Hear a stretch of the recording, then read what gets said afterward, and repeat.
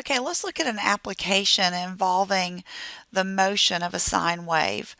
We're given a formula that gives you the position of a point P that is moving harmonically on a vertical axis where t is in seconds and the distance d is in centimeters. Determine the amplitude, the period, and the frequency. The formula for d is 13 sine of 5 pi t. And we've learned in earlier videos that the amplitude of the function, if you're a sine or a cosine wave where you have amplitude, then is the absolute value of the leading coefficient. And the reason I say absolute value is because you could have a reflection in there and that would not change the max and the min values. It would just change the position of the graph across the x-axis. So amplitude is always a positive value, and here your amplitude is 13. Your period is, we defined in an earlier video, is the absolute value of the period of sine divided by the coefficient on your angle t, or in this case t would be a time value, but it's in the position of the argument of the function, and that would be 2/5 seconds. Now, let's think about that.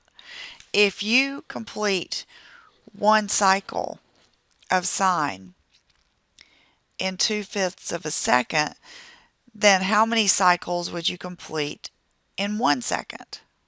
Okay, so we complete basically one oscillation in 2/5 seconds, which if I do a little algebra, that's 2.5 oscillations per second. So in short, the frequency is the reciprocal of the period. Okay? All right. Now, let's think about what we know before we answer all of these questions down below, and I'll read them to you in just a second. We know that if we were to plot a point here and if I were to allow t to be 0,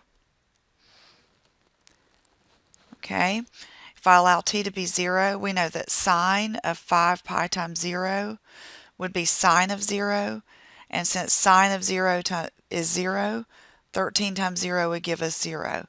So we know that this would start at time 0. It's going to complete its cycle in 2/5 seconds. It's going to cross the axis again in half that time, or 1/5 seconds. Halfway between those two, it's going to go up to its max of 13. Halfway between the last two, it'll go down to its min of negative 13. And we know that we can average 0 and 1/5 and get 1/10. And so we can then count 1/10, 2/10, so this would be 3/10, 4/10, and so forth. And we know that our curve would look like this for one oscillation. Okay, so you need to be able to map this out via symmetry. Okay, so when time is 0, the value of d is 0. The problem then says it then increases in height until it obtains a maximum. Here's where it obtains the maximum. So when we've mapped it out already, when time is 1/10 seconds, it reaches a maximum of 13 centimeters.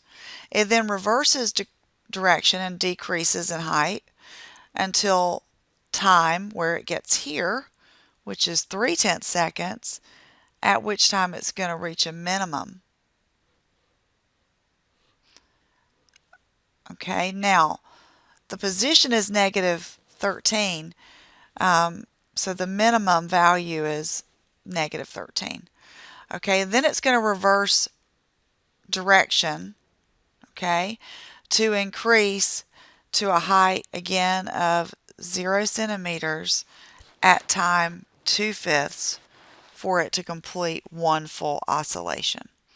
Okay, so to me the key is to symmetrically do our begins and our ends, begins, ends, okay, and map out the symmetry of the cycle, and then you can answer all the questions.